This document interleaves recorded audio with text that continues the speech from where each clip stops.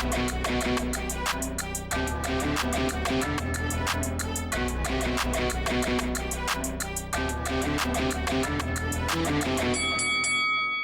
guys, welcome to Boxing Squared for boxing news and views from around the internet.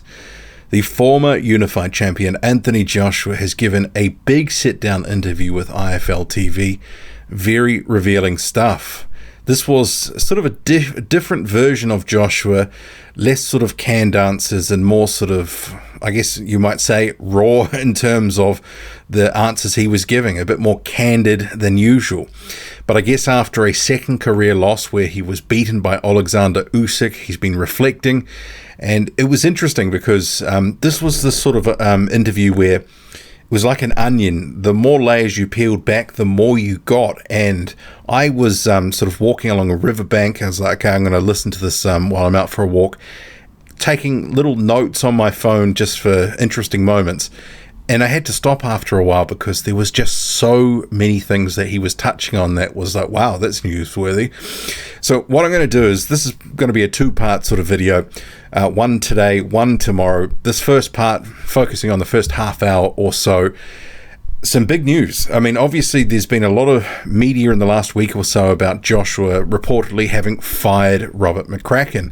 A lot of people had put out videos on YouTube saying that was the case because Joshua was in the United States talking to trainers.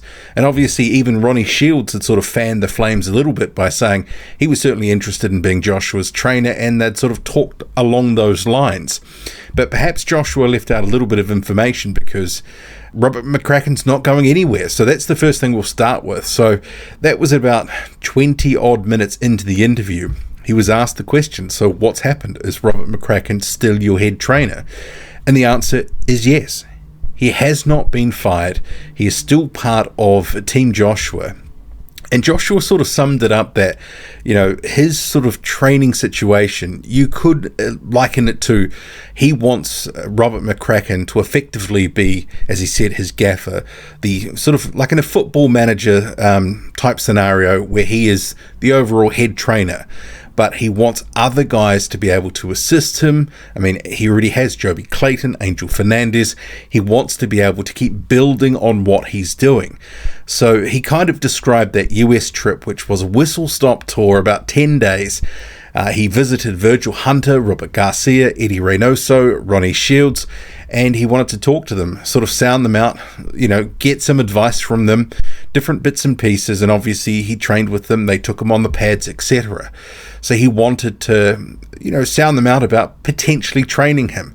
Maybe he didn't give all the detail that McCracken was still on board, because I remember Ronnie Shields, for example, saying after Deontay Wilder lost to Tyson Fury in the rematch, that he wouldn't sort of go to a camp with too many voices because he said that would be distracting. There'd be too many people, too many yes men, all sorts of things. So the way Shields had described it, he thought he was certainly a front runner to potentially train Joshua, but maybe just not train him in the way that he thought was being sort of sounded out to him. But he said that he would like to bring on one of these guys if they were open to it, but also, you know, if his team was open to that as well, train with them for maybe 6 months, something like that. He said he wants to gain more experience. He wants to train with, you know, noted trainers such as Hunter, Garcia, Reynoso, Shields, you know, try to learn as much as he can because he wants to get better. And he mentioned the likes of McCracken and some of his other trainers not always available to him because he likes to be in the gym 10, 11 months of the year. So he could see himself doing a stint with one of those trainers if they were open to it. So, but he also said, likewise, Robert McCracken would also have to be okay with that situation, and that situation, if it was to come to pass, would be discussed.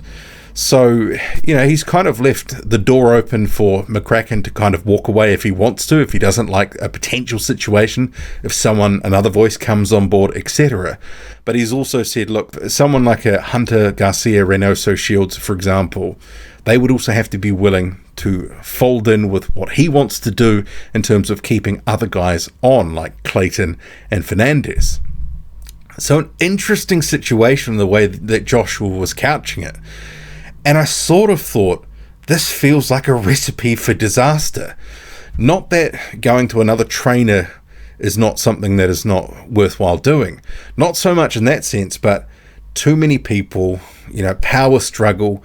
It just feels like that's got that House of Cards feel about it, that something could go wrong and blow up, and it may not work out in the way that Joshua intends. He's sort of thinking that, he's got McCracken and his top guy, and then he's got guys like Clayton, Fernandez, and that sort of model's been working out, but there's been a clear number one. But these other guys like Hunter, Garcia, Reynoso, and Shields, they are in their own right great trainers, and they potentially would see themselves, if not on a par, potentially as McCracken's, superior, that they would be the ones that could see themselves being that head trainer role, not sort of being under, effectively, someone else. So I don't know if this is really something that is going to play out and in the way that Joshua thinks. It just feels like it's got recipe for disaster written all over it. It would have felt like, maybe he could continue with his, assistant trainers effectively, and Fernandez and also Clayton with someone, like a Hunter, Garcia, Reynoso or Shields. But he made it clear that he is going to be in the UK. His training base is in the United States, United Kingdom, and he's not intending to train full-time in the United States. So that in itself, all these other guys are American-based trainers, but obviously he's looking at them with their experience, different style. He spoke in the interview about, obviously, the European sort of style, that he is looking to get something else from them. But I'm not sure, maybe they were given sort of full disclosure, because certainly Ronnie Shields, who's very candid in interviews, immediately after Joshua was there, a lot of this stuff wasn't discussed, and it didn't sort of seem to be, on his radar, or at least some of these details. Anyway, moving on, another big piece of the first part of the interview was Joshua says he's done with the sweet science. He wants war. He said he's done with losing. He's done with learning the sweet science. This is war. The learning's done. It's straight war. And he is basically saying that he wants to implement a more aggressive style. But he said he's not going to go mad about it, all that sort of stuff. He's just going to be more aggressive. Because earlier in the interview, and I guess we should sort of step back, because the first part of the interview, he sort of set it up a little bit by saying that he's tried to adapt his style in recent years to become more of a slip boxer, that style change, that doesn't mean that his passion and heart towards, his craft has been lost. And when he was referencing the style change and the level that he was fighting at, he realized that he needed to get better, and that sort of style would lead to longevity. He couldn't go into wars all the time, and, because he'd have half a brain cell left and his reflexes would go, power would go. So he was sort of setting out why he's changed his style in recent times. And obviously we saw that style, and we'll come to that soon. We saw that style against Oleksandr Uysk, and he got outboxed by the better boxer. But he said, there were things about the style, and he was asked directly by Kugan Cassius, and it was hilarious. He said, did you try to outbox the boxer? And he said, in layman's terms, you'd have to ask the team what their plan was. I'm a product of what I get taught. And for me, that didn't sit well with me, and we'll come back to that in a moment. But he felt that, the fight, he was in it, but the fight ran away from him late on, sort of round 8, 9, 10 sort of thing. He said he felt he was touching Usyk, he was in the fight, and it was a case that he wasn't out of it. At least he felt that for a decent chunk of that fight. But he did say that he has to have the fighting spirit. He can't switch it off. He has to go back to having the spirit that he has deep within him. And it was a hard loss to stomach, and he's been, it's been about self-accountability. And he was on the next plane after the loss to the States, and, obviously meeting with those trainers, that 10-day Tiki tour. And there have been a lot of awkward conversations with members within his team. I bet there have been. Obviously, you lose your 3 titles. I mean, it seemed apparent, and even Kugan Cassius sort of framed this to him, that Joshua should have been using his height and his reach, his aggression, natural advantages. And Joshua sort of, tried to sort of play it off a little bit, sort of saying, well, look, I can have been trying to be a better boxer, prove I'm a 12-round fighter, all that sort of stuff. And later on, after he talked about being more aggressive, that's when he sort of went into, look, I'm done with the learning. It's straight war now. So it does appear that we are going to get a more aggressive version of Joshua for the second fight, the rematch, I should say. We haven't had a trilogy for this one. Let's hope there's not another rematch clause buried in this, if whoever wins here is free and clear. But I don't think it's a shock that we're going to see a more aggressive version of Anthony Joshua in the rematch, because he looked tentative. Usyk was doing pretty much what he wanted to do in there quite a bit of the time. And while Joshua was slipping some punches, and he was obviously landing some jabs and doing some good work, it just wasn't enough. But this whole sort of mindset, it's obviously straight war now. But he did say he's got no regrets. He's going to use this loss as fuel. And he really wants to go back in there, show his fighting spirit, show what he can do, go back to what is more sort of natural to him in terms of using his aggression more when it's warranted. And he said that he's not going to have a problem with being rough and rugged in there and, leaning on his man or throwing him to the ground and, doing what he has to do to win. If he is going to put a bit more aggression in there, I think that's going to help him, but also it's going to provide opportunities for Usyk as well. Let's face it, Usyk is a good counter boxer. He's a guy who's accustomed to facing bigger guys. He's faced, from the World Series of Boxing, taller guys, burly guys who try to make it rough and rugged. And he's seen that style, and he's faced that before, and he's won before. So it won't be anything that he hasn't seen before. But I think pretty much for all involved, fans at least, we were expecting a Joshua who was going to use those advantages a bit more than he did. So expect that he will, and he is going to be more aggressive in that rematch. But I think, the whole thing with that is that's not rocket science. I think a lot of us just expected he would be utilizing those natural advantages however he could.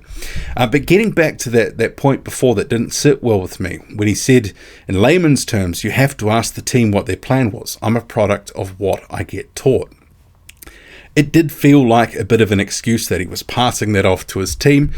But, we can certainly question what the game plan was and why there weren't adjustments during the fight, whether that was in part they felt that it was just a matter of trying to wear Usyk down and they were going to have more success later in the fight, and potentially that success didn't come. So, Joshua, at the point he needed to pivot and change strategy, wasn't able to because the fight was sort of out of his hands and he was a bit gassed and, obviously tenderized as well by Usyk as well.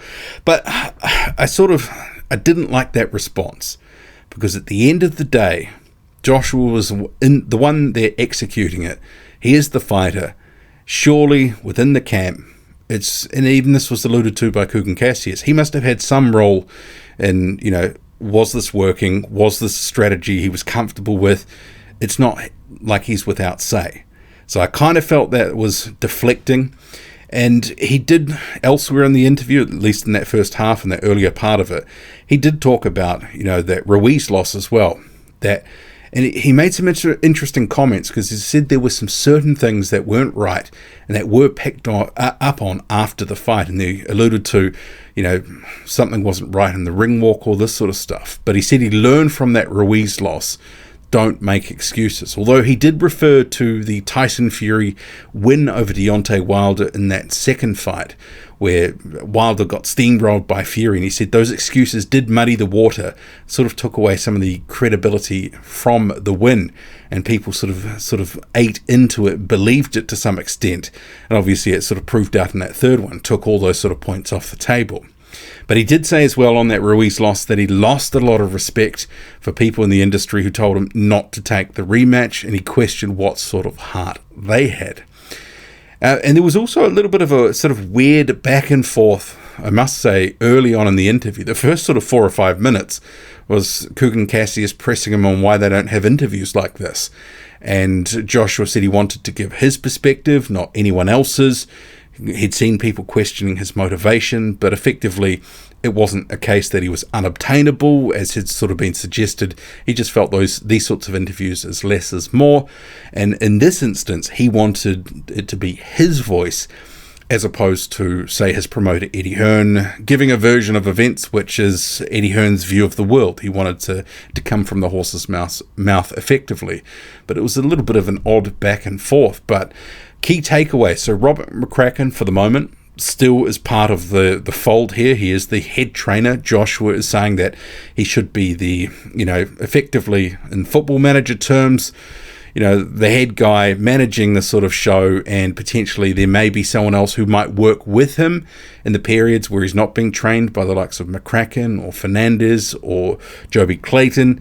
He might pick up a 6-month stint with someone like a Robert Garcia, Eddie Reynoso, Ronnie Shields, Virgil Hunter, but it is all still to be fleshed out. And will any of these guys want to agree to it in those terms? They may say no. They may want too much money. They may say, well, actually, I've got to be the guy, the big dog running the show. I don't want to be some spare part that you come in for 6 months. So we'll see what happens there. But done with the sweet science, as he says. He wants war, straight war. And he's got no regrets about what he's done in his career so far in terms of, coming in with that strategy. But he is going to be more aggressive in the rematch. What did you make of it all? I thought it was very revealing. Joshua, very candid. And it was a good look at where he's sort of at right now. Couple of things I thought, maybe he's a bit naive and these things, it feels like it's a recipe for disaster. But in the same breath as well, look, he's driving his career, as he made it very clear. He's going to do what he wants to do to try to improve things, and he feels that he's got some ideas that's going to lend itself to improving his stock, his ability, gain him more experience, and be better prepared for the rematch with Usyk and more generally his career. What do you make of it all? Drop a comment loud and often. Hit like, hit subscribe. Follow me on Twitter, boxing_squared. I'm out.